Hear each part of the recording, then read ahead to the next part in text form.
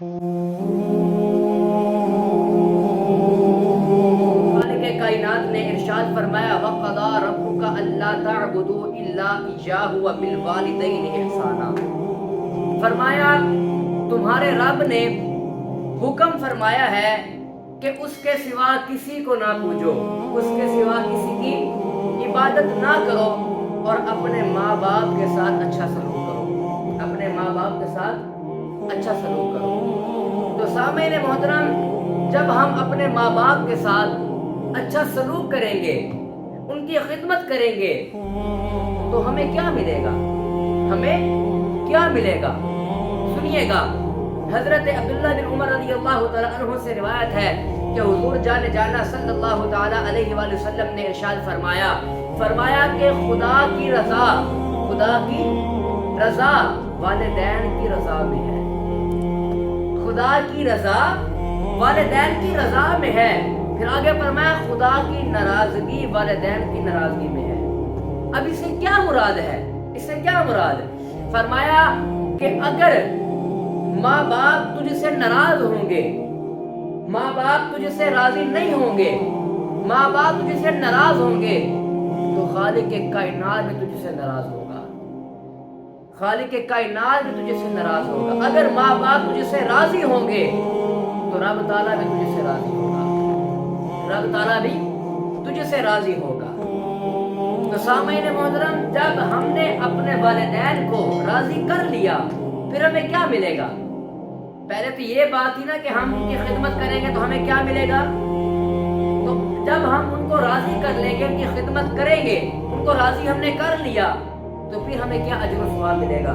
سنیے گا، حضور صلی اللہ تعالیٰ علیہ وآلہ وسلم نے ارشاد فرمایا کہ جب والدین کا فرما بردار بیٹا اپنے ماں باپ کو ایک مرتبہ، کتنی مرتبہ؟ ایک مرتبہ، 2 مرتبہ بھی نہیں، 3 مرتبہ بھی نہیں، ایک مرتبہ نظر رحمت سے دیکھتا ہے تو خالق کائنات اس کو مقبول حج کا ثواب عطا فرماتا ہے، اس کو مقبول حج کا ثواب عطا فرماتا ہے۔ تو صحابہ کرام نے عرض کیا یا رسول اللہ، اگر کوئی بندہ اپنے ماں باپ کو دن میں 100 مرتبہ دیکھے تو کیا اس کو 100 مرتبہ ثواب ملے گا؟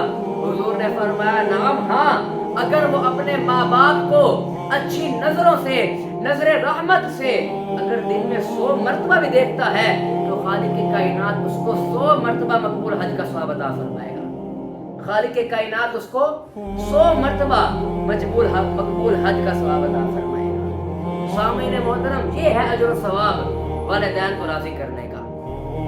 حضرت ابو ہریرہ رضی اللہ تعالیٰ عنہ سے روایت ہے کہ ایک شخص حضور کی بارگاہ میں حاضر ہوا اور عرض کیا یا رسول اللہ، من احق بمحسنی صحابتی، فرمایا میری خدمت کا زیادہ حقدار کون ہے؟ میری خدمت کا زیادہ حقدار کون ہے؟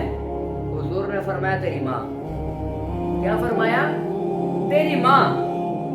اس شخص نے دوبارہ عرض کیا یا رسول اللہ، اس کے بعد کون ہے؟ حضور نے فرمایا تیری ماں۔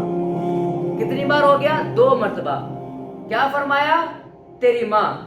اس شخص نے پھر عرض کیا یا رسول اللہ، اس کے بعد، ماں کے بعد کون زیادہ حقدار ہے؟ حضور نے فرمایا پھر تیری ماں، پھر تیری ماں۔ یعنی کہ حضور صلی اللہ تعالیٰ علیہ وسلم نے 3 مرتبہ ماں کا ذکر فرمایا، ماں کا پہلے مقام۔ پھر اس شخص نے عرض کیا یا رسول اللہ، اس کے بعد کون ہے؟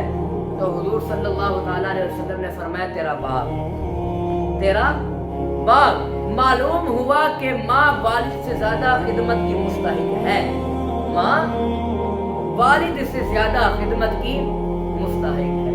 تو سامعین محترم، ہمیں اپنے والدین کی قدر کرنی چاہیے، والدین کی قدر کرنی چاہیے جس نے ہمیں، وہ ماں جس نے ہمیں 9 مہینے اپنے پیٹ میں رکھا، اپنے پیٹ میں رکھا۔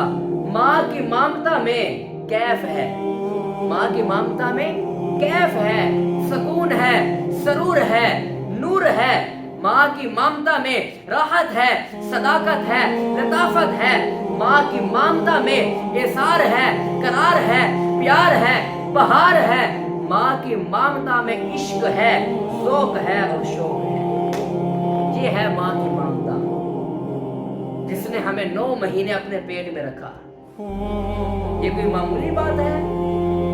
یہ کوئی معمولی بات ہے؟ وہ والدین جس نے ہمیں جنابے والا ساری زندگی